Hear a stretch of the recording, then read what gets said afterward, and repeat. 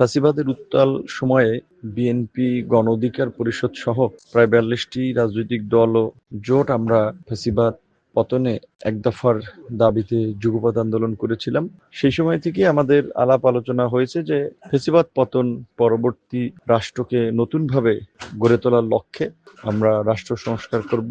সেই লক্ষ্যে আমরা যারা আন্দোলন করছি, যুগপৎ আন্দোলন, তারা একসাথে নির্বাচন এবং একসাথে আগামীতে জাতীয় সরকার করব।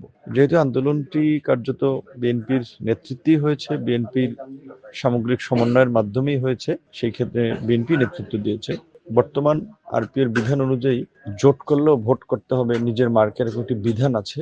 তো স্বাভাবিকভাবেই সব এলাকায় হয়তো সব মার্কা নিয়ে সবাই জয়লাভ করতে পারবে না, যে কারণে আমাদের যুগপৎ আন্দোলনের শরিকদের অনেকেই নির্বাচনে জেতার কৌশল হিসেবে তারা বিএনপির প্রাথমিক সদস্য পদ নিয়ে ধানের শীষে নির্বাচন করছে। যেহেতু আমরা একসাথে সরকারও করব, আন্দোলন করেছি, আন্দোলন পরবর্তী গণঅভ্যুত্থানের পরবর্তী গত ১.৫ বছরে আমরা নিজেরা আলাপ আলোচনা সমন্বয়ের মাধ্যমে একই স্ট্যান্ডে কাজ করেছি। সেক্ষেত্রে আমরা আমাদের সাধারণ সম্পাদক রাশেদ খান ঝিনাইদহ ৪ থেকে নির্বাচন করছে, সেখানে নির্বাচনে জয়লাভের কৌশলের জন্য আমরা তাকে দল থেকে এটা অনুমতি দিয়েছি, সে ধানের শীষে নির্বাচন করবে এবং সে গণ অধিকার পরিষদের পদ থেকে রিজাইন করবে এবং আমরা খুব শীঘ্রই একজনকে ভারপ্রাপ্ত দায়িত্ব দেব।